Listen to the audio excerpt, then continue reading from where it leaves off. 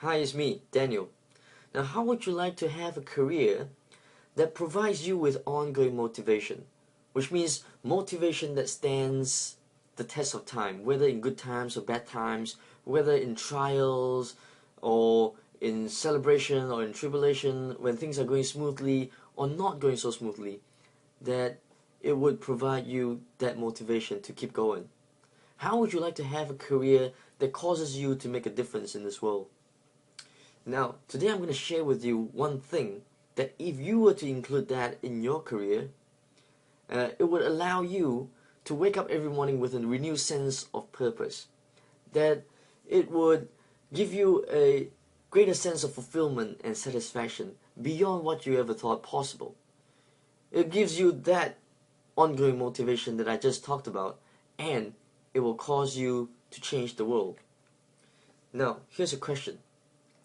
What if you were driven by a mission and a purpose? What if every day you woke up and when you thought about your work, you feel that you are on a mission, that this is a work that is really important, that you must do it, and you have to do it, and you want to do it?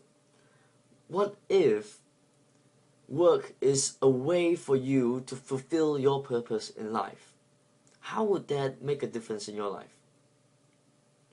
What could that mean to you? What would that do to your attitude towards work? In this video, I'm going to talk about that one thing, that ingredient that can ignite a personal vision. And I want to show you how to identify that for yourself. A bit of background here. Bill Hybels, who is the senior pastor of the Willow Creek Community Church in the US, wanted to find out an answer to the question, what is it that motivates people to do what they do, to volunteer their time to the groups that they serve, and donate money to the causes that they support? In short, he wanted to find out, why do they do what they do? What fuels their motivation anyway? See, when you think about people like Martin Luther King and Mother Teresa, they approach their work very differently to most of us do. So, what is it that fuels their motivation? What is it that ignited their vision that got them to have such fire and determination to pursue what they do? Now, if we can figure that out, then we can have that in our own career as well. Don't you agree? Now, the answer can be found in Bill Hybels' book called Holy Discontent. What is holy discontent? Holy discontent is the firestorm of frustration sparked by something that is terribly wrong in this world, and it can catalyze fierce determination to set things right. Let me explain that. Let's say someone who has a compassion and love for dogs, and when they see stray dogs that are dying by the roadside, they have this frustration because they know that these things is wrong. That is not supposed to be happening. It doesn't have to be that way.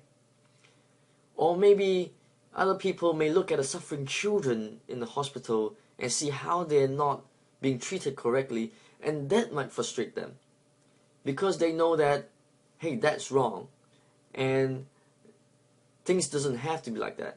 It shouldn't be. And for some other people, they may see elderly people who are lonely and abandoned, and they may feel frustrated about that situation because they know that this is wrong and it doesn't have to be like that. So that frustration is what we're looking for. How do you find that for yourself? That is to pay attention to what is it that burdens you.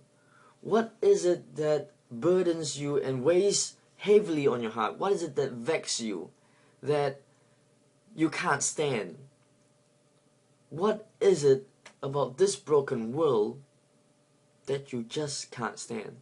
Ask yourself that question and notice your reaction to those things. Now, a lot of people, they may have false belief. A lot of people are out there defending dogmas and protecting institutions instead of serving people. And you don't want to be those people, do you? So how do you know that your holy discontent is on the right track? Well, here's a tip. Your holy discontent, your frustration should come out of compassion and love. Not anger, not fear, not guilt, not sadness, not hurt, not any negative emotion, but compassion and love. So let me give you an example. Let's say someone says that I can't stand people of other religion. Then the question, to see whether he is on the right track, is to ask the question why.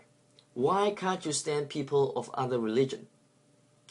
And notice what the response is. If the response is guilt or fear or anger, then it's not right. But if it's coming out from the heart of compassion and love for the other people, then that's okay. Okay? So just want to give you that tip just to help you to identify your holy discontent. Now, so what if you say that, well, my holy discontent is not very noble? My answer to that is, it's okay. You know? Now, when I started Career with a Passion, I was frustrated when I saw people who were stuck at the jobs that they hate. Now, I always hear people say things like, thank God it's Friday, or darn it, it's Monday again.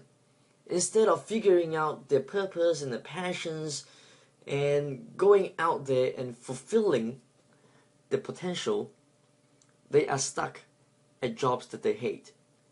And that frustrates me. And that is the reason why I'm doing the work that I'm doing today, which is to help people figure out their purpose, their passions, and breaking down the barriers that stop them from moving forward towards their true potential.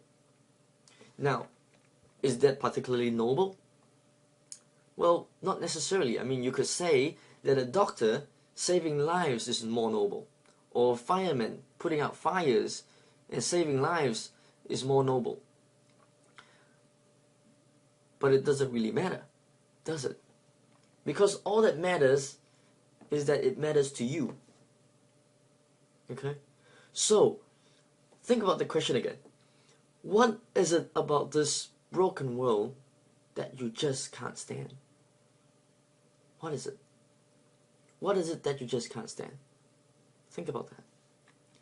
Now, if you enjoyed this information, you can get more free videos on how to create your own Career with a Passion. Go to www.careerwithapassion.com and I'll see you soon.